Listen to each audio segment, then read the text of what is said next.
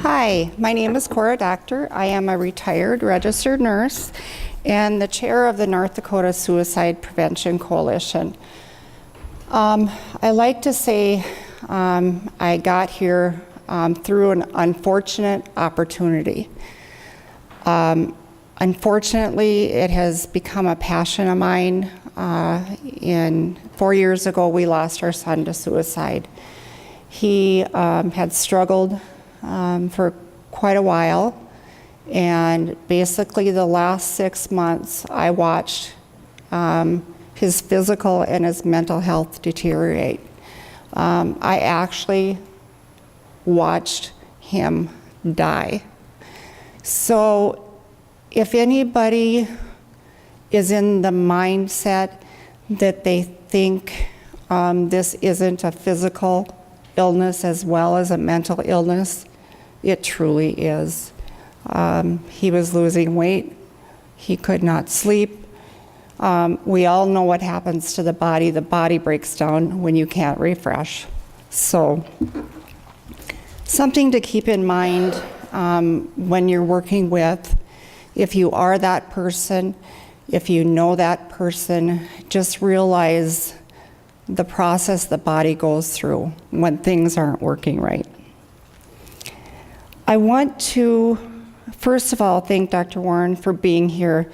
We truly have the expert in the house. You'll hear a lot about zero suicide today, and I'll talk about that in a little bit here. But it truly is the way we're moving forward. I also want to thank the coalition members. If you could please stand so people know who all does all the hard work for this. We meet frequently. We get to know each other well.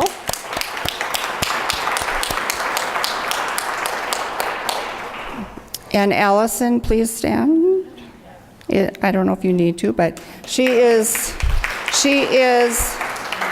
our director and definitely the brains and the beautiful soul behind us. So it does take that. Without her, I don't think we would be. As you will see, people have colored tags on. What that means is it's somebody, if you've got a question, you can access that person to answer that question. If we don't know that, we will definitely get your information and get back to you. But oftentimes you'll think of something and go, I wonder about this. Feel free. Feel free to access the group that is wearing those. Last year we held our first conference. Today we're not necessarily calling it the second conference because we've actually decided to move the second conference to September. And it will probably be in Fargo. I don't know enough about the behavioral health conference to know if they travel around the state. I think, okay, so they've moved locations. But we've decided to attach the Suicide Prevention Coalition meeting to that behavioral health conference. Department of Human Services did a survey, and suicide prevention came up as one of the top 10 things that people wanted people to work on. And so, hence the reason we are partnering with that behavioral health conference. So we didn't want to not have a meeting. We have a lot to share. We want to hear from you. And so we just shortened the time and we're calling it a meeting. don't know if that makes a whole lot of sense, but a lot has happened over the last year. Some of the things that I want to highlight is the Suicide Coalition, with the help of First Links, who is our boots on the ground, first contact with people that need information on suicide, whether they're a patient, family member, medical provider. They are our boots on the ground. They have agreed to kind of take the coalition under their wing and become the senior partner, I guess, is how I want to say, which will allow us to continue to have these meetings. So the coalition is making a move because Department of Health kind of ended up with it out of the goodness of their heart because of a position change. And so with that, then it ended up back in Allison's lap. And so we are so happy that they were there to pick it up. But now is the time to kind of take it and run with it. That move has created some needs. And I don't know if you guys have ever felt this, but I have. I've been at a conference and I've been an attendee and thought, I kind of like to be part of that. I kind of like putting conferences together, I think. Or I'm kind of a picker-upper type person. You wouldn't know that from looking at my house. Don't tell my husband I said that. But like at the end of a conference, I kind of like, well, I would help clean this up, but it isn't my part to do. We are looking for champions, partners, in whatever capacity you can offer. If you are willing and would like to plan conferences, we would love your input and your participation. If you're a detail person, believe me, I need you because I am not. If you like to build agendas and send them out to a group in a timely manner, that would be wonderful too. If you like to design flyers, if you know something about public relations, if you want to help raise funds so we can continue these, if you want to design a website, if you're good at designing websites, if you want to handle meeting schedules and reminders. I'm sure there are lots of things that I don't have on this list. Basically, not looking for anybody for this to be a full-time job. I work as a volunteer. A lot of these things can be done on the off hours, in the evening, on the weekends, with little or no time, especially if you know what you're doing. It takes me a while. So a lot of things, I think everybody has a lot of talents and can easily share. And even if it's 5 hours a year, it would make a difference. And so basically, I want you to know that this coalition is your coalition. And a lot of what we're doing today is getting your feedback. We want to know what's going on out there, some different things that can be done to change your world and the people that you work with, the people that you live with, not just work with, but the people that you live with. As we were thinking about doing trainings for other people, one thing came to mind. And what it was it is not, we are not just here. You will not just learn how to work with the population you serve. You will learn how to work with your wife, your daughter, your mother, your aunt. Unfortunately, it happens. And those are the people, the other people that we will be able to serve the more that we know. And so I want you to realize that even if you leave the job, those people will need you to know that information. Because you may assume a social worker or a nurse knows that. I got to tell you, we don't. We didn't receive training on that. And so you guys will be 10 steps ahead. And so take the time, educate yourself so you can help a family member if the unfortunate opportunity comes when you need to do that. Because I will tell you, as a nurse, I did not know how. And I could kick myself today for not knowing how. But when you get in the moment, it's not a good learning moment. So do it ahead of time.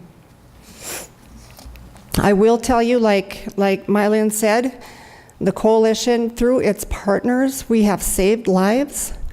We have heard that. We have heard people that have seen our ads, looked at our videos. My thanks go out to ND Cares and Department of Health for funding those. I truly believe that some of those advertisements or videos are put in front of people as a sign. And it's their sign to take a step back and say, okay. So whether it's a billboard, whatever it is, something helps people take a step back. And we have learned through the grapevine, probably through First Links most of the time, that some of those things have saved lives. And that's something the coalition and partners need to be very proud of. The meeting with Governor Burgum, what we're asking, why we asked him to hold that meeting, is because we've decided to take a state approach. I don't believe any other state has done it, so we're going to be, for good reason, hopefully the first state to implement a zero suicide program. We received numbers in last year. North Dakota had a 58% increase of suicides from 1999 to 2017. We are the first in the nation. Yay, right? So I would like to see us do some things, make a difference at the local level with zero suicide. And I gotta tell you guys, it's an easy thing in my mind to implement. It brings about parity among other disease processes. It's nothing different than what's being done in some of the other disease processes. It is reaching a gold standard of care in an area that there really hasn't been one. And I think people maybe just haven't had time to do that. But I think the time is now for us as advocates, patients, family members, for us to start demanding better care in this area. You know that when it comes to cardiac care or orthopedics, people bandy about that they're the number one, in cardiac care. So when you go, if you have a heart attack and you go in, you're going to get the best care possible, right? They're not going to be doing the care that was done 20 years ago. They're going to have moved forward. It's no different here. So one thing I do want to challenge you to do today, and I know Allison is talking, so I want to challenge you to talk to at least one person about what you learned today. More if possible. But until we start talking about suicide, things aren't going to change. If we don't start normalizing that conversation, things aren't going to change. We need to let people know it's okay to talk about suicide. So, sorry I took your time, but thank you for being here. Please, there's a form in your folder. Tell us if you'd like to be part of this group. We'd love, love, love to have you. If you've got talents, we'd love, love, love, love to have you. But basically, this is a group for you and is made up of you. So, thank you.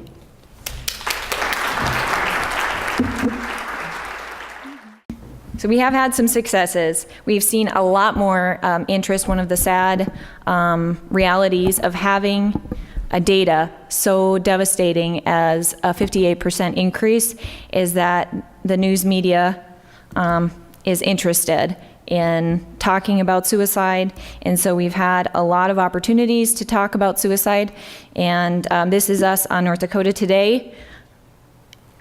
This is a graph that illustrates that North Dakota suicide rate has increased more than any other state, but it also shows that the highest rates are clustered there in the northern Western Rockies area, and that has been attributed to proximity and access to care. It's also been attributed to the fact that we just have access and comfort to highly lethal means like firearms, as well as high-risk populations that we'll talk more about. This graph illustrates North Dakota's suicide death rate compared to the national average. And this shows men versus women. So you see men are a lot more likely to die by suicide. And this is the graph that illustrates how they're taking their own life from 2016 and 2017. So again, we see that 58 number. About 58% of the deaths in that time frame were by firearm.